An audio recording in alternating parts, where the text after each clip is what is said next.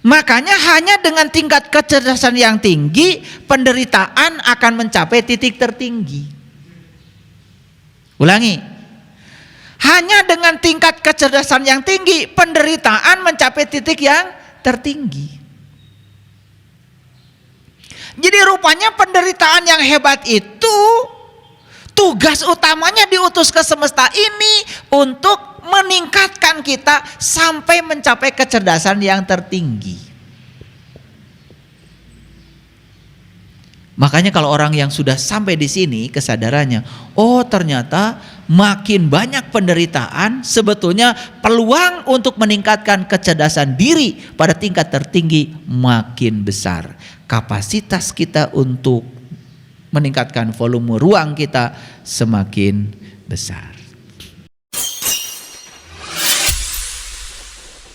Sesungguhnya awal agama itu adalah makrifatullah, mengenal Allah.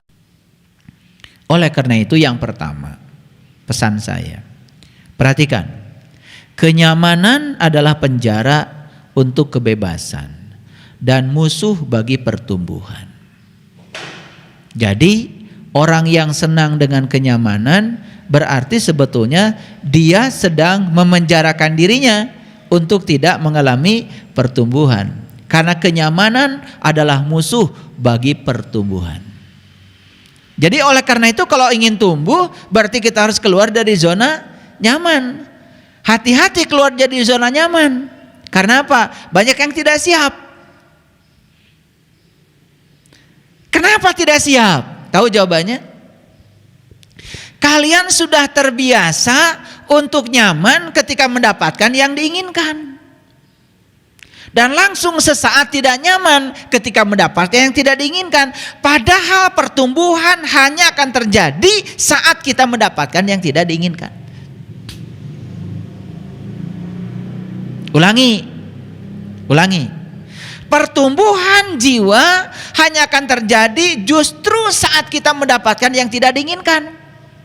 Jadi orang yang selalu siap menerima yang diinginkan saja berarti dia siap mati karena jiwanya tidak akan tumbuh.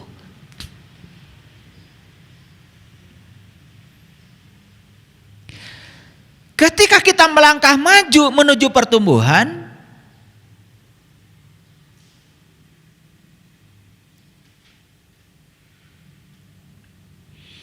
pilihannya cuman itu saja, daripada kita melangkah mundur ke tempat yang aman. Melangkah mundur ke tempat yang aman berarti kita membunuh diri kita. Melangkah maju ke tempat pertumbuhan berarti kita sedang mengizinkan kita tumbuh. Tetapi di tempat yang itu, di situ ada zona tidak nyaman. Tetapi itu tumbuh. Pilih mana? Pilih mana? Melangkah maju ke tempat yang tidak nyaman, tetapi ada pertumbuhan, atau melangkah mundur ke tempat yang aman, tetapi kita mati. Pilih mana? Bohong.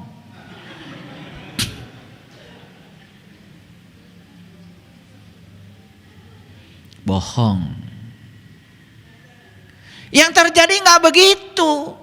Begitu masuk zona tidak nyaman, ya pasti marah, benci, mengeluarkan kata-kata kotor, betul nggak? Menyalahkan orang. Yang terjadi itu. Padahal disitulah justru ada pertumbuhan kalau kita mau masuk ke situ. Karena pertumbuhan hanya terjadi di zona tidak nyaman. Makanya pertanyaannya, mau melangkah maju ke zona tidak nyaman tapi tumbuh, atau melangkah mundur ke tempat yang aman tetapi tidak tumbuh? Pasti jawaban kamu yang kedua. Yang pertama maksud saya. Kenyataannya yang kedua, maksudnya begitu.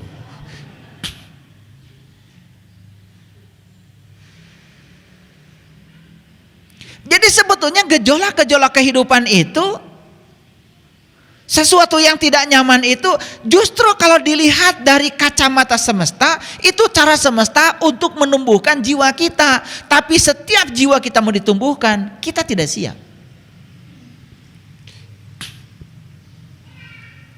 Maaf ya, saya mau cerita sedikit.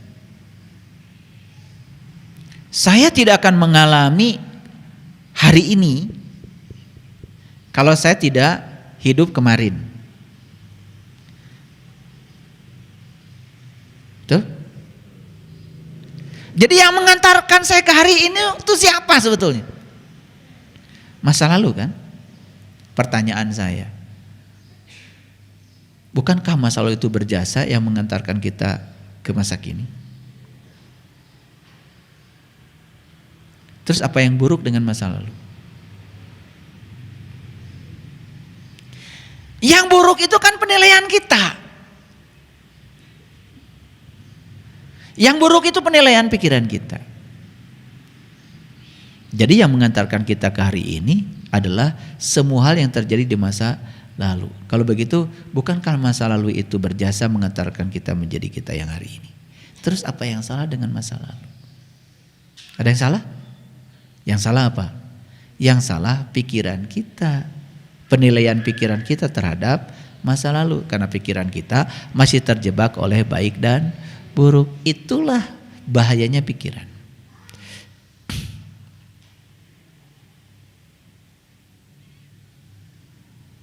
Oleh karena itu, manusia memerlukan 4 pelukan sehari untuk hidup. Memerlukan 8 pelukan sehari untuk kesehatan.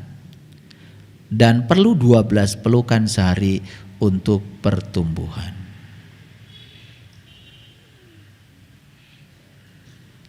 Empat nggak dapat. 8 komo. 12 mah apa lagi?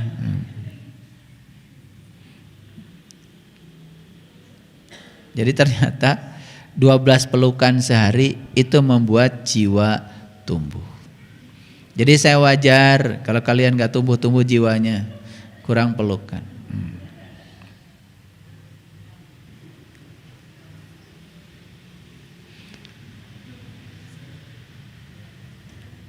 Pernah gak lihat pohon? Tapi dia itu tidak bebas. Tumbuh enggak? Misalkan ruang kosongnya itu enggak ada buat dia tumbuh. Karena apa? Di atas ada pohon lain. Pinggir ada gawir, tanah. Kan gitu. Pernah enggak melihat pohon yang pertumbuhannya tersendat karena begitu banyak penghalang? Karena dia tidak bebas untuk tumbuh. Pernah lihat? Ya. Saya habis nanam kopi sama Kang Ujang di Jelekong, di Gawir. Nah, di taman kopi di sini, tapi di sini ada tanah. Kan saya nyuruh pegawai di sana, tolong ya dilingkari tanahnya supaya dia bisa bebas tumbuh. Jadi ternyata syarat untuk pertumbuhan itu harus ada kebebasan.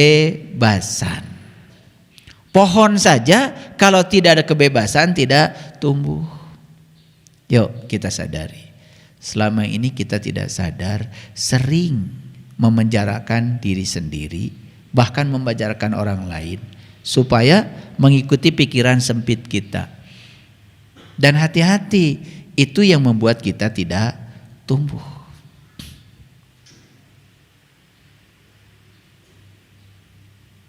Pernah gak membatasi anak? Jangan begini, jangan begitu, jangan belajar ini, jangan belajar itu. Betul gak? Ya. Naik motor, jangan. Naik mobil, jangan. Bisa cilaka. Betul gak? Mau kerja, jangan. Bisa loba duit.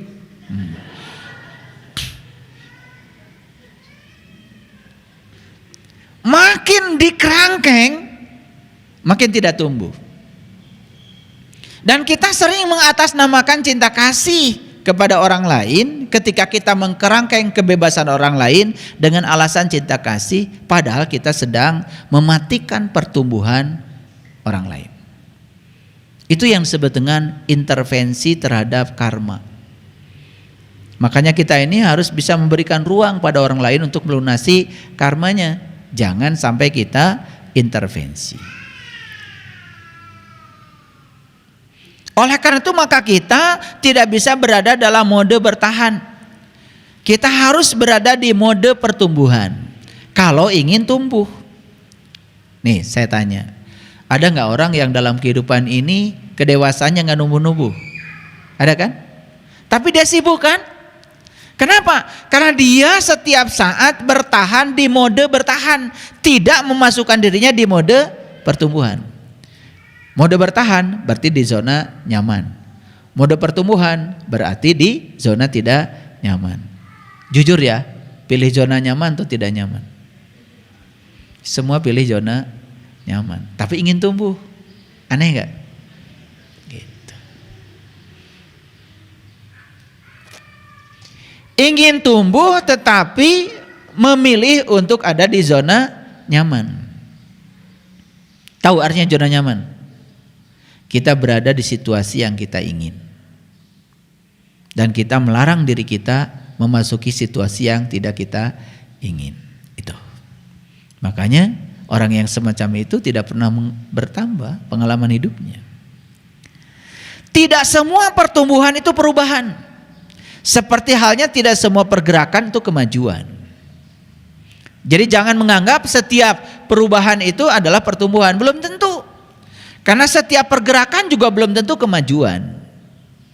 Dan oleh karena itu, bagaimana siasatnya supaya setiap perubahan itu adalah pertumbuhan? Kan pohon bisa saja berubah, ya tak? Asalnya sudah bagus, tapi kemudian jadi layu, kan berubah juga. Dan itu bukan pertumbuhan. Setiap perubahan jangan dikategorikan pertumbuhan, karena setiap pergerakan juga belum tentu kemajuan. Jadi berarti pertumbuhan itu yang saya maksud adalah selalu linier atau kuadratis, mengarah kepada yang positif. Nah, nanti kita lihat ya, kita ukur, kita tumbuh apa tidak. Baik. Pertumbuh alam menunjukkan bahwa dengan pertumbuhan maka kecerdasan datang. Catat oleh kalian. Pertumbuhan itu adalah cara alam untuk membuat kita tambah cerdas. Setuju? Oke, kalau gitu saya ulang lagi. Memasuki zona tidak nyaman, pertumbuhan bukan? Pertumbuhan. Memasuki zona tidak zaman, ada masalah nggak di situ? Ada masalah. Begitu memasuki masalah, ada kesulitan nggak? Ada kesulitan. Bukankah di situ kecerdasan tumbuh? Saya mau tanya sekarang kalau gitu, mau cerdas? Mau cerdas? Nah, syarat cerdas itu harus membiarkan diri kita di mode pertumbuhan. Berarti kalau mengizinkan diri kita di mode pertumbuhan, izinkan kita berada di zona yang tidak nyaman. Kan di situ ada masalah dan kesulitan. Di situ cara semesta menumbuhkan kita. Sekarang saya tanya lagi. Faktanya,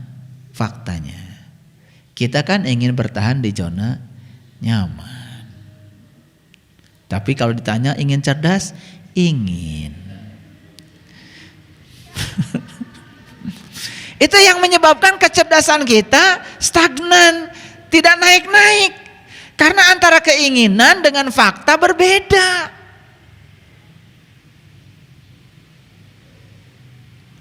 Jadi alam ini mengajak kita untuk bertumbuh supaya kita cerdas. Karena kecerdasan diperlukan untuk meningkatkan kapasitas kita ketika kita menemukan rasa sakit.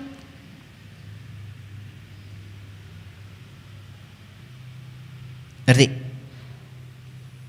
Gini saya kasih tahu, sederhana. Pernah ada cerita tabung gas meledak? Oke. Kenapa? Ruangnya sempit. Ledakan di ruang sempit sangat berbahaya. Makanya tim gegana dari Polri kalau menemukan bom yang mau diledakkan oleh teroris, kan oleh tim gegana dibawa dulu ke tempat yang lapang. Diledakkan juga. Sama seperti yang diledakkan oleh teroris, cuma teroris meledakannya di ruang sempit supaya timbul kerusakan. Tim Gegana Polri juga sama meledakkan bom dengan ledakan yang sama, cuma diledakannya di ruang yang kosong. Ternyata di ruang kosong yang luas tanpa batas, ledakan sama sekali tidak berbahaya. Jadi kalau begitu yang bahaya itu apa? Ledakannya atau ruang sempitnya? Jawab. Nih, ringan gak ini? Ringan gak ini? Ringan. Sekarang taruh tangan kita di sini, letakkan ini di sini. 5 menit, gak apa-apa. 10 menit, belum apa-apa. 10 jam? 10 hari? 10 bulan? Jadi masalah kita tuh apa sebetulnya? Apakah masalahnya itu adalah besarnya masa air ini? Atau kelamaan kita memegangnya? Pintar kalian itu. Jadi yang membuat kita menderita itu sebetulnya bukan masalah. Lila teuing nyepengna. Masalah sudah berlalu 10 tahun yang lalu. Tiap ngobrol eta deui. Tiap ngobrol eta deui. Padahal kejadiannya sudah 10 tahun yang lalu. Jadi sebetulnya masalah besar kita itu bukan masalahnya, tetapi kita menggenggamnya terlalu lama. Tiap ngobrol teh balik deui kadinya. Eueuh nu anyar. Tiap ngobrol balik deui, makana mending cicing. Sebetulnya masalahnya bukan berapa masa air ini, tetapi berapa lama Anda menggenggamnya. Sebetulnya kalau digenggamnya sebentar kan gak masalah. Pernah lihat gak orang yang angkat besi? 180 kilo. Ditarik. Gas tepuk tangan mah. Ragrageun deui. Gak jadi masalah. Padahal 180 kilo. Betul gak? Iya. Pernah lihat angkat besi? Ditarik. Tepuk tangan ragrageun. Sampai tepuk tangan aja ragrag, juara. 180 kilo enggak bahaya. Ternyata 180 enggak bahaya kalau sebentar megangnya. Iya ngan salah sakilo setengah kilo, lila teuing nyepengna bahaya.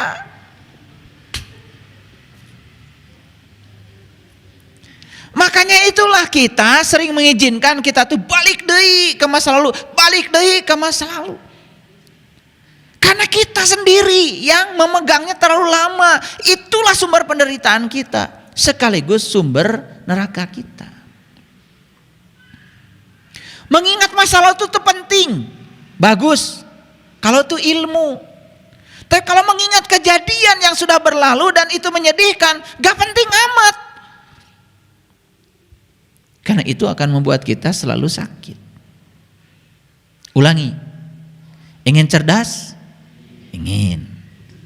Caranya izinkan diri kita berada di zona tidak nyaman. Supaya apa? Supaya tumbuh. Di zona tidak nyaman ada masalah? Banyak. Kesulitan? Ada. Bukankah dulu waktu di sekolah kalian jadi pintar karena kebanyakan mengerjakan soal? Masih ingat kan? Kalian sudah belajar matematika, kan sama guru matematika dikasih soal, 100 soal. Ketika mengerjakan soal jadi mulai pinter kan? Soal itu apa? Kan soal itu masalah. Makin dibanyakin masalahnya, itu adalah cinta kasih guru pada siswa, supaya siswanya cerdas. Jadi cara semesta menyayangi kita itu dibanyakin masalahnya, kalau kamu mau. Makanya izinkan dirimu di zona tidak nyaman supaya tumbuh, kan disitulah masalah ada. Cerdas bukan? Nah, awas ini dicatat sama semesta. Selesai dari sini kalian pulang ke rumah langsung diproses. Saya doakan ya. Awas, yang doa saya ini. Saya doakan kalian cerdas. Ya kan? Berarti doa saya kalian setelah ini masuk zona tidak nyaman. Ingat itu. Ketika masuk zona tidak nyaman, ingat saya. Oh, ini sedang dicerdaskan oleh semesta alam. Ingat itu, sadar, sedang dicerdaskan. Itu cinta kasih semesta. Gak ada yang buruk. Gak ada yang buruk. Nah, begitu cerdas, apa yang terjadi? Kapasitas kita untuk menampung rasa sakit itu menjadi besar. Akibatnya apa? Rasa sakit menjadi tidak bahaya dan tidak menyakitkan karena kapasitasnya besar. Jadi ledakan hanya berbahaya kalau ruangnya sempit. Makanya dalam fisika proses meledaknya sesuatu disebut proses isohorik. Nah, isohorik itu artinya apa? Volume konstan. Suatu proses yang berlangsung di mana volumenya konstan itu namanya isohorik. Perhatikan, ruang bakar mesin mobil itu tidak pernah membesar. Begitu ada bensin dikompresi di ruang bakar, karena prosesnya isohorik, ledakannya luar biasa. Itu yang menyebabkan ya piston terdorong dan memutarkan ban. Pernah dengar nggak? Ada truk di jalan tol meledak bannya? Pernah? Kenapa? Dia bergesekan terus dengan jalan, terjadi transformasi kalor dari jalan ke ban, kemudian terjadi peningkatan tekanan, sementara volume ban kan tetap. Disitulah terjadi ledakan. Jadi ledakan itu terjadi karena apa? Energi terus bertambah, volume tidak bertambah. Jadi itulah terjadi ledakan. Gelo, depresi, stres, akibat apa? Masalah tambah banyak, kapasitas untuk menampungnya tidak pernah berubah. Ngaji ente, belajar kesadaran tidak, akibatnya apa? Pengetahuan eta-eta keneh, ari masalah tambah loba, kapasitas tidak bertambah, cerdas mah komo teu nambah. Apa yang terjadi? Ya udah, gelo. Jadi sebetulnya gelo itu akibat dari kapasitas tidak pernah bertambah. Jadi sebetulnya yang menyebabkan orang depresi itu sebetulnya bukan masalahnya. Kapasitas dia untuk menampung masalah tidak berubah. Itu sebetulnya. Itulah pentingnya kita ketemu seperti ini, belajar tentang kesadaran. Setiap ketemu saya kapasitas ditambah. Begitu ada masalah gak kerasa karena kapasitas nambah terus. Bayangkan masalah tambah banyak, kapasitas tidak dirubah. Terjadi proses isohorik, ledakan tidak bisa dihindarkan lagi.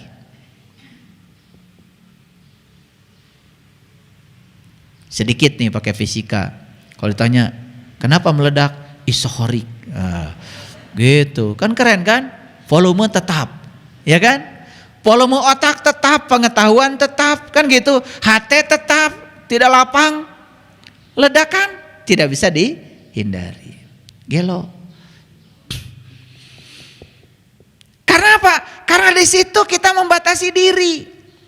Makanya orang-orang yang selalu meluaskan kapasitas dirinya, menambah pengetahuan, meningkatkan kesadaran, meluaskan dada, memaafkan, sebenarnya dia sedang meningkatkan kapasitas diri. Apapun yang terjadi nggak terasa.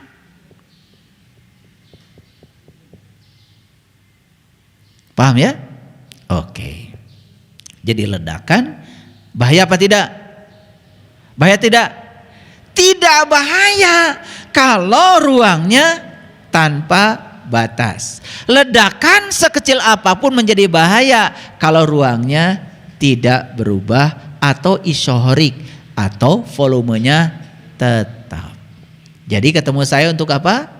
Meningkatkan kapasitas, meningkatkan volume. Ya? Oke. Makanya hanya dengan tingkat kecerdasan yang tinggi, penderitaan akan mencapai titik tertinggi. Ulangi. Hanya dengan tingkat kecerdasan yang tinggi, penderitaan mencapai titik yang tertinggi. Jadi rupanya penderitaan yang hebat itu tugas utamanya diutus ke semesta ini untuk meningkatkan kita sampai mencapai kecerdasan yang tertinggi. Makanya kalau orang yang sudah sampai di sini kesadarannya, oh ternyata makin banyak penderitaan, sebetulnya peluang untuk meningkatkan kecerdasan diri pada tingkat tertinggi makin besar. Kapasitas kita untuk meningkatkan volume ruang kita semakin besar. Makanya cuman ada dua hukum besar dalam kehidupan. Yang pertama pertumbuhan, yang kedua adalah kemerosotan. Cuma dua aja, tumbuh atau merosot. Cuma dua aja. Karena sesuatu yang tidak tumbuh pasti lama-kelamaan akan mati. Oleh karena itu maka pertumbuhan adalah satu-satunya saksi dalam kehidupan. Jadi ciri orang hidup adalah tumbuh. Banyak gak orang hidup tapi tidak tumbuh? Enggak hidup. Pertumbuhan adalah satu-satunya saksi di kehidupan. Karena ciri hidup itu tumbuh. Jadi kalau kita hidup tidak tumbuh sama dengan tidak hidup. Oke. Sekarang kita ukur. Apakah kebijaksanaan kita tumbuh? Gimana cara ngukurnya? Gampang. Ketika sifat jahat kita mereda. Jangan buru-buru mengatakan saya sudah mencapai kebijaksanaan, jahat keneh mah. Kalau kejahatan sudah mereda, itu tandanya kebijaksanaan sudah tumbuh. Itu indikatornya. Kejahatan itu berarti merugikan diri sendiri dan orang lain. Setiap pertumbuhan itu mengandung kuman kebahagiaan. Ternyata pertumbuhan itu bukan sekedar meningkatkan kecerdasan, tetapi meningkatkan kebahagiaan. Oleh karena itu bagi orang yang sudah sadar, kerusakan sebagai sesuatu yang indah dan ekspresi kehidupan yang kaya sebagai pertumbuhan. Jadi gak usah khawatir kalau di semesta ada kerusakan. Justru kerusakan itu bagi orang yang sadar sesuatu yang indah, ekspresi kehidupan yang kaya sebagai pertumbuhan. Masih ingat ya, kenapa Jepang itu menjadi negara maju? Kan gara-gara dirusak oleh sekutu. Dibom Hiroshima dan Nagasaki, hancur seluruh infrastruktur di Jepang saat itu yang menyebabkan Jepang tumbuh pesat karena ada kerusakan. Jadi kerusakan bagi orang yang sadar itu indah. Kerusakan bagi orang yang sadar ekspresi kehidupan. Karena di situ kaya dengan pertumbuhan. Jadi kalau saya jelaskan seperti ini, ternyata semua hal di kehidupan ini ternyata baik-baik saja. Kalau kita tahu ilmunya, menjadi tidak baik itu gara-gara kita tidak punya ilmunya, itu aja sebetulnya. Makanya alam semesta diciptakan sedemikian luar biasa. Ada keunikan, ada perbedaan. Wajah kita diciptakan berbeda, betul? Kita disebut berbangsa-bangsa. Maka di Quran dikatakan kita diciptakan berbeda, berbangsa-bangsa, bersuku-suku. Kan tujuannya satu, lita'arofu, untuk saling mengarifi, untuk saling mengenal, bukan saling menyamakan. Oleh karena itu maka perbedaan adalah alasan perayaan dan pertumbuhan, bukan alasan kehancuran. Karena justru kehancuran itu ketika kita menolak perbedaan. Indah bukan? Luar biasa. Kita tahu bahwa penuaan tidak hanya berarti pelapukan, tetapi juga pertumbuhan kalau jiwanya tumbuh. Tetapi penuaan akan disebut pelapukan kalau jiwanya tidak tumbuh. Ada nggak orang menua lapuk? Ada? Banyak. Jadi penuaannya itu hanya terjadi proses pelapukan. Karena apa? Tubuhnya betul menua, tubuhnya betul makin lemah, tubuhnya betul makin hancur, tetapi tidak diiringi oleh pertumbuhan kedewasaan dari jiwanya. Oleh karena itu, pertumbuhan pribadi bukanlah masalah mempelajari informasi, tetapi melupakan batas-batas yang lama. Jadi kalau ingin tumbuh, lupakan batas-batas lama kita. Tidak cukup hanya mempelajari informasi baru. Karena sebanyak apapun informasi baru yang kita terima, kalau batas-batas lama tidak kita hancurkan, maka kita tidak akan tumbuh. Jadi yang mengerem pertumbuhan itu adalah batas-batas lama, yaitu pikiran jadul, pikiran yang selalu tertarik ke masa lalu. Hidup adalah proses yang berkelanjutan untuk memilih antara keamanan dan risiko. Pilih mana? Kalau saya kasih pilihan, hidup adalah proses yang berkelanjutan untuk memilih. Kalau disuruh memilih oleh saya, keamanan atau risiko, pilih mana? Pilih keamanan atau risiko? Pintar kalian kalau memilih di sini mah. Pasti milih risiko. Karena ada bocorannya tuh dalam kurung. Kalau pilih keamanan karena takut dan membutuhkan pertahanan. Kalau memilih risiko demi kemajuan dan pertumbuhan. Karena di risiko ada pertumbuhan, kalian pilih risiko. Padahal faktanya lebih memilih keamanan. Betul apa tidak? Iya. Padahal ketika memilih keamanan, justru di situ karena ada takut. Karena kita justru akan defensif, bertahan. Bertahan di zona nyaman justru membuat kita gitu-gitu saja, tidak layak untuk dihidupi. Tetapi ketika kita mengambil risiko, maka di situ ada kemajuan. Ketika mengambil risiko, di situ ada pertumbuhan. Pertumbuhan meningkatkan kecerdasan, kecerdasan meningkatkan kapasitas. Sebesar apapun rasa sakit, kalau kapasitasnya luas, tidak terasa sakit. Inilah sebetulnya yang harus kita pelajari di kajian-kajian. Kadang kebanyakan, mohon maaf, kajian itu lebih banyak standar, tidak meningkatkan kesadaran, ya kan? Pokoknya lakukan ini, nanti di akhirat dapat surga. Jangan lakukan ini, karena di akhirat nanti dapat neraka. Gitu saja. Padahal surga dan neraka itu di sini, saat ini, sekarang. Kita tidak akan dapat surga di masa depan kalau hari ini kita menciptakan neraka. Tidak mungkin ujug-ujug. Neraka hanya menghasilkan neraka. Surga hanya menarik surga. Tidak mungkin neraka menarik surga, surga juga tidak mungkin menarik neraka. Karena hukum tabur tuai. Itu mekanisme semesta bekerja seperti itu. Sebanding. Oke? Oleh karena itu maka kesalahan abadi dari umat manusia adalah menetapkan cita-cita yang ingin dia capai dan dapat dia capai.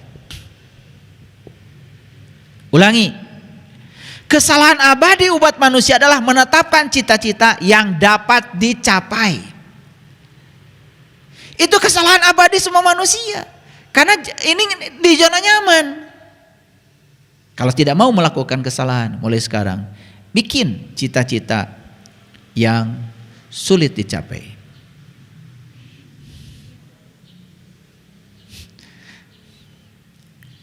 Maka di situ ada kata-kata bermimpi setinggi langit. Gini, saya tidak mau berisiko. Ya sudah, saya jualan gehu pinggir jalan. Berapa potong? 10 potong. Untungnya berapa? 1 gehu untungnya 500. 10 potong dapat 5.000. Karena takut risiko, kalaupun tidak laku dijual, maka gehu akan saya makan. Betul? Jadi pertama, kalaupun laku dijual, untungnya cuman 5.000. Kalau nggak laku dijual, jadi kenyang.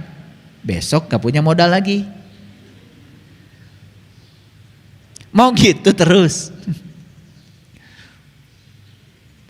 Makanya nggak maju-maju, gitu aja terus. Karena apa? Dia hanya menetapkan cita-cita yang dapat dia capai. Maaf ya, saya tinggal di kampung, jauh. Kalau yang pernah ke kampung saya jauh sekali, jalannya berkelok-kelok. Sekarang sudah ada jalan aspal. Dulu itu jalan ke kampung saya itu ya batunya segede-gede kepala saya. Yang lewat situ cuma truk saja. Saya mohon maaf dari kecil menetapkan cita-cita yang tidak bisa dicapai. Artinya cita-cita yang besar. Bukan tidak bisa dicapai, cita-cita yang besar. Saya ingin sekolah, padahal orang tua tidak punya biaya. Ya kan? Saya ingin hidup seperti yang saya impikan. Padahal saat itu kalau melihat ukuran boro-boro buat sekolah, buat ongkos pergi ke kota aja tidak bisa, tidak ada. Nah, kalau kita selalu menetapkan sesuatu berdasarkan ukuran kita, maka disitulah kita akan mati. Coba tetapkan sesuatu berdasarkan ukuran Allah. Kemarin Mbak Uki bikin pengumuman, saldo untuk pembangunan Jelekong alhamdulillah sekarang min 35 juta. Itu di rekening saya. Kalau di rekening Allah kan tak terbatas. Maka saya bilang pembangunan Jelekong jalan terus. Karena saya tidak berpatokan pada saldo rekening saya. Saya menggunakan saldo rekeningnya Allah. Insya Allah ada rezekinya. Itulah namanya kita keluar dari kesalahan abadi kita. Karena kesalahan abadi umat manusia itu satu, menetapkan cita-cita yang dapat dicapai, mengukur sesuai dengan ukuran kita. Sekarang cobalah mengukur sesuatu dengan keberlimpahan Tuhan. Kalau Allah mau pasti bisa. Minggu depan umroh ya. Nah gitu bagus. Langsung aja iya, nggak usah lihat saldo. Kalau saya bulan depan umroh ya, sebentar. Lihat saldo 1.500. Ya pasti mengatakan, wah boro-boro buat umroh kan begitu. Karena kau mengukur, membuat cita-cita hanya yang dapat dicapai. Dicapai oleh uangmu yang 1.500. Bukan umroh. Betul gak? Iya, beli kopi aja gak cukup. Kopi kapal api berapa satu bungkus? Hah? Ya paling cukup buat ngopi. Itu juga gak boleh duduk.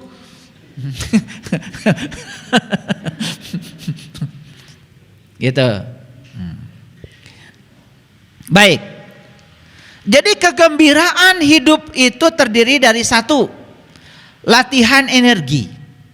Kita terus ya melatih agar energi kita berlimpah. Yang kedua, melatih diri agar tumbuh berkelanjutan. Yang ketiga, gak apa-apa perubahannya konstan, tapi terus ada perubahan. Yang keempat, ya kita setiap saat mengalami pengalaman baru. Maka dengan melakoni semua itu kesadaran besar datang perlahan, walaupun sepotong demi sepotong. Kesadaran besar akan datang perlahan.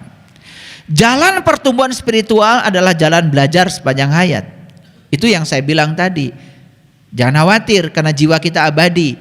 Begitu sadar kalau saya adalah jiwa, maka gak usah takut kematian, gak usah takut kehidupan. Karena saya tidak pernah mati, yang mati cuma tubuh saya. Dan mati itu saat tubuh diganti saja dengan tubuh yang baru untuk memiliki kendaraan yang lebih hebat. Itu aja kok. Jadi kenapa takut mati? Kan cuma diganti aja. Justru ketika kita diganti malah kita bersyukur karena diganti dengan tubuh yang akan melanjutkan perjalanan jiwa lebih keren lagi. Kan begitu. Nggak usah takut. Oleh karena itu maka pertanyaan saya dari awal tadi, apakah manusia itu adalah tubuh yang diberi jiwa atau jiwa yang difasilitasi oleh tubuh? Kalian sudah bisa menjawab kan? Manusia adalah jiwa yang difasilitasi tubuh. Oleh karena itu saya bukan tubuh, saya adalah jiwa. Saya tidak mati, saya abadi, seabadi Allah. Gitu. Paham ya? Nah, dengan prinsip yang semacam ini itu penting membuat kita menjadi ludeng dalam kehidupan ini. Pengalaman kekuatan spiritual pada dasarnya menyenangkan. Jadi sebetulnya untuk menumbuhkan spiritual itu memang ya kita akan dipertemukan dengan pengalaman-pengalaman dunia yang kelihatannya dalam tanda kutip itu adalah penderitaan. Tetapi itu untuk pertumbuhan. Jadi ada kalanya Tuhan menenangkan badai. Ada kalanya Dia membiarkan badai mengamuk. Dan Dia pun menenangkan kita. Jadi ada kalanya Tuhan harus menenangkan badai, ada kalanya. Tapi ada kalanya Tuhan pun membiarkan badai mengamuk. Tetapi Tuhan menenangkan badai atau Tuhan membiarkan badai, percayalah, Dia akan datang untuk menenangkan kita. Karena tidak pernah Tuhan itu gak tanggung jawab. Setiap Tuhan ngasih badai, Dia mendampingi kita untuk selalu mengarungi badai itu. Jadi Tuhan mau begitu ya. Ketika kita dibiarkan badai menempa kita, Dia mendampingi kita. Selalu dihadirkan tangan-tangan Dia untuk menenangkan kita. Percayalah pada saya. Jadi Allah dapat memberikan limpahan berkat justru di tengah ancaman badai kemalangan. Jadi limpahan berkah itu tidak pernah diberikan di tengah kenyamanan, tapi di tengah ancaman badai kemalangan. Di situ limpahan berkah diturunkan. Allah tidak menjanjikan perjalanan yang tenang, tetapi pendaratan yang aman. Itu yang dijanjikan. Jadi kalau kita naik pesawat, ya, pilot tidak menjanjikan perjalanannya tenang. Karena pilot tidak bisa mengendalikan alam. Tapi keahlian pilot dijamin dia akan melakukan pendaratan yang aman. Itulah Tuhan. Tidak pernah menjanjikan perjalanan yang tenang, tetapi beliau menjanjikan pendaratan yang aman. Asal bersama Allah, sehebat apapun perjalanan kita, insya Allah kita akan mendarat dengan aman. Asal bersama Allah. Jadi mana yang bagus? Membangun tembok atau membangun jembatan? Tembok atau jembatan? Pasti kalian pinter pilih jembatan. Diajak bikin jembatan di Jelekong pada ngilang. Karena membangun tembok itu gak ada risiko. Tapi membangun jembatan berisiko, apalagi ketika sungai yang mau dibangun deras arusnya. Betul? Curam. Risikonya besar. Membangun tembok gampang. Betul? Hanya meletakkan bata di tempat yang aman. Tetapi membangun jembatan pasti di situ ada tantangan. Kalian sudah mengatakan pada saya, membangun tembok atau jembatan? Tadi memilih jembatan. Saya aminkan. Amin. Rasakan nanti. Kan itu pilihanmu. Tapi di situ ada pertumbuhan. Coba, membangun tembok mikir nggak? Nggak banyak mikir. Tinggal letakkan bata, aduk. Bata, aduk. Cuma gitu aja. Membangun jembatan mikir. Gimana caranya membangun pondasi air deras? Mikir. Gimana caranya membuat cakar ayam tetapi harus kering sementara air deras? Mikir. Pikir. Gimana membangun tiang-tiang penyangga yang kuat? Mikir. Mikir. Saya bikin jembatan pendek aja di Jelekong, mikir. Kenapa saya tiap sore datang ke sana? Mikir. Dan saya senang kalau mikir. Makanya dulu waktu saya bangun ini, kalau kalian tahu, bagian atas tuh lihat ke atas, nanti selesai ngaji lihat. Tidak ada kayu di atas. Semuanya besi beton. Semuanya beton. Lihat itu. Ya. Jadi semua di atas itu ya, penyangganya beton semua, nggak pakai kayu. Bingung dulu tukang kerja. Saya bilang, pokoknya Sabtu kamu gajian. Jadi nggak jadi urusan saya, bukan urusan kamu. Belum pernah Pak, katanya bikin suhunan pakai beton sadayana. Ya pernah di sini sama saya. Makanya lihat ke atas itu, tidak ada di sana kayu, semuanya beton. Ya semua beton. Nanti kalian lihat tuh ke atas. Itu cara saya membangun. Jadi saya akan tidak ada tubuh saya, maksud saya, ya jiwa saya tetap ada. 1000 tahun setelah saya kehilangan tubuh, masjid ini harus tetap kokoh. Ini semua tiang-tiang ini, saya dulu menggunakan besi 16 uril. 16, bukan besi yang dikurang-kurang, bukan. Ini tiangnya semua begitu. Saya punya uang 300 juta dulu hanya cukup buat pondasi. Dulu. Banyak dulu yang kalau rapat banyak orangnya. Kalau ngebangun hilang semua. Kalau rapat banyak. Kayaknya kemarin saya sayembara, setuju mana nama-nama? Semua kalian ribut. Saya sebenarnya cuma menguji kalian. Apa artinya nama kalau nggak ada yang mau diberi nama? Sebenarnya saya cuma nguji aja, ribut soal nama.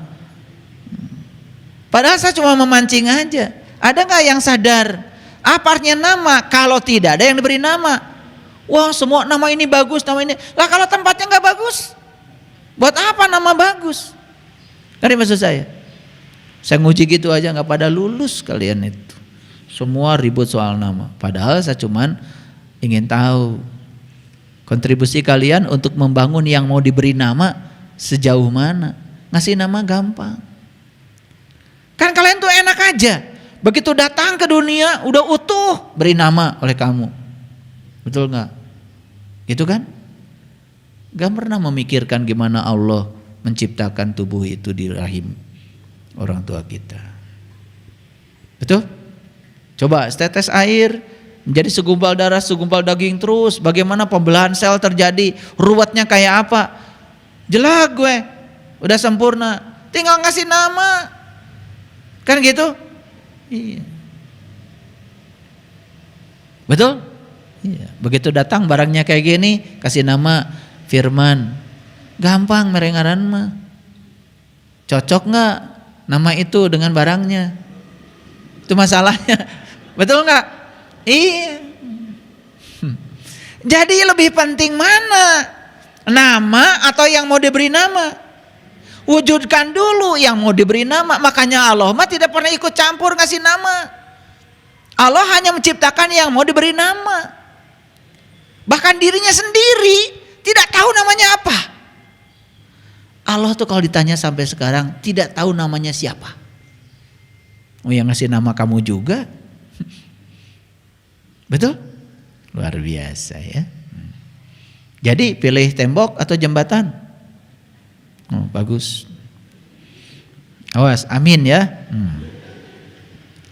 Jadi kita dapat meraih jauh lebih banyak saat 1 jam bersama Allah daripada seumur hidup tanpa Allah.